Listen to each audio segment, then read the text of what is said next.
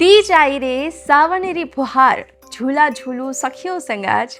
महारे बाबुल घर में आयो सिंचारा, लायो चुनरी चूड़ा और श्रृंगार। सावन के ऐसे कई गीत हैं जो शादी की शहनाइयों की गूंज के साथ, सावन के महीनों के फुहारों के साथ नए जीवन में एक नई उमंग लेकर आती है।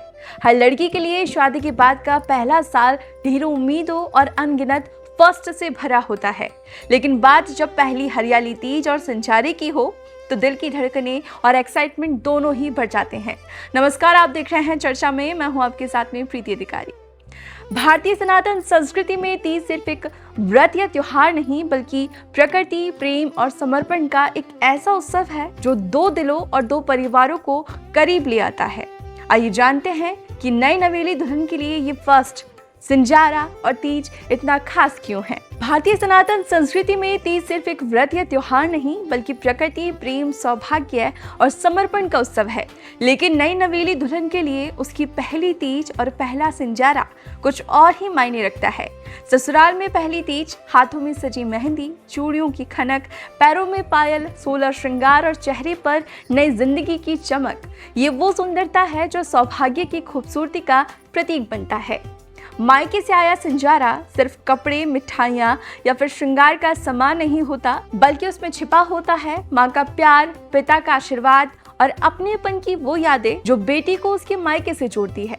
तीज से ठीक एक दिन पहले जब मायके से बेटी के लिए सिंजारा आता है तो वो महज कुछ उपहार नहीं होते, बल्कि माता पिता का वो लाड होता है जो उन्होंने अपनी बेटियों की विदाई के बाद संभाल के रखा है। इसमें पारंपरिक लहरिया साड़ी या सूट, हाथों में हरी लाल रंग की कांच की चूड़ियां, सिंदूर, आलता, मेहंदी, सावन की शान यानी कि घेवर भेजा जाता है। ये इस बात का भी एहसास कराता है कि भले ही घर बदल जाए, लेकिन मायके के दरवाजे और उनका प्यार हमेशा अपनी बेटी के लिए खुला है। वहीं ससुराल में मनाई गई पहली तीज उनके नए रिश्तों और परिवार को अपनाने का खूबसूरत अवसर होता है। ससुराल में हर किसी की नजरें नई नवेली दुल्हन के इस पारंपरिक और सात्विक रूप पर टिकी होती है, जो कि घर में नई पॉजिटिव एनर्जी लेकर आती है। वहीं सनातन धर्म में हरियाली तीज का व्रत माता पार्वती की उस तपस्या को समर्पित है जो कि उन्होंने भगवान शिव को पाने के लिए सावन में की थी।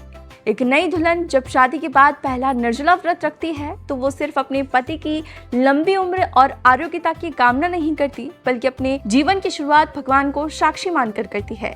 ये व्रत पति पत्नी के रिश्ते में विश्वास, धैर्य, समर्पण की नींव को मजबूत करता है। इसलिए पर्व पति पत्नी के प्रेम, वैवाहिक सुख और अखंडित सौभाग्य की कामना से जोड़ा जाता है। तीज के दिन पीपड़ी के छांव में बंधे झूले, महिलाओं के मुंह से निकली सावन के पारंपरिक गीत भारतीय संस्कृति की असलियत को दर्शाते हैं। शादी के बाद नए माहौल और अनजान चेहरों के बीच ढल रही दुल्हन के लिए ये त्योहार मेल मिलाप का सबसे बड़ा जरिया बनता है।